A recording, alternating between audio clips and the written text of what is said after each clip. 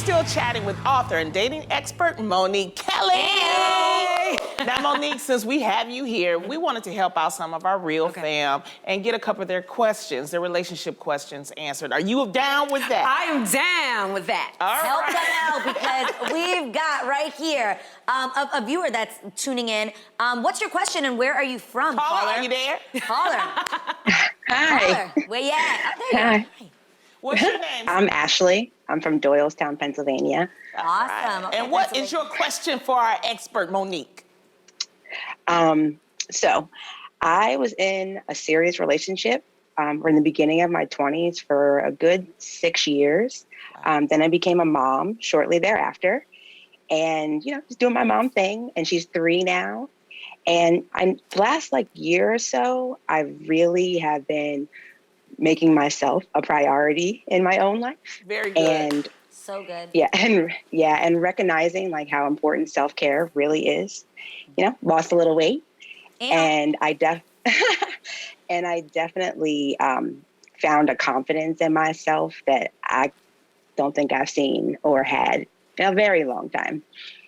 So my question is, now that I've basically found me again, and I really am ready to date, how can I make sure that I don't lose this new self in the process? Ooh, very good question. Monique. So good. That's a really good question because, first of all, congratulations on the healing. Yes. Because you have to congratulate yourself for getting through that process. And most importantly, you have to trust yourself that you've learned the lessons, that you recognize those red flags, and you trust those lessons you've learned.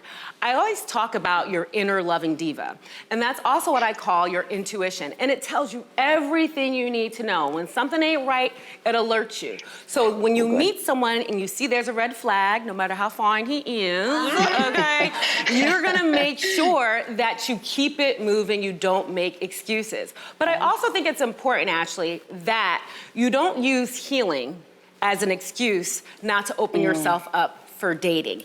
Keep yourself open That's to true. that. Yeah. Wow. You deserve that love. Absolutely. Yeah, that you want. Thanks, so that's y'all. awesome. Thank you so much, Ashley, for hopping on. We hope that helps you. Now, here we got another question, and it comes from Kalia, who emailed us saying, "Hey, ladies, I've been watching y'all's show since the pilot, and I was in middle school, LOL. But now I am 22 years old. Dang, make us feel old, okay? It's okay. Now I am 22 years old and in graduate school. Dating in college was pretty unsuccessful for me, but I was still a kid. Now that I'm older and I'm around more adults, how can I distinguish between a guy who may try wasting my time versus the real deal before they waste my time?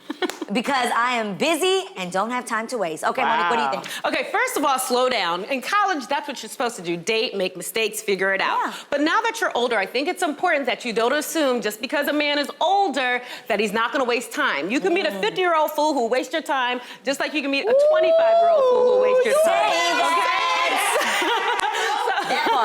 So I need you to remember that. Also, I think it's important, again, in addition to focusing on work, focusing on your studies, it's okay to be looking for love.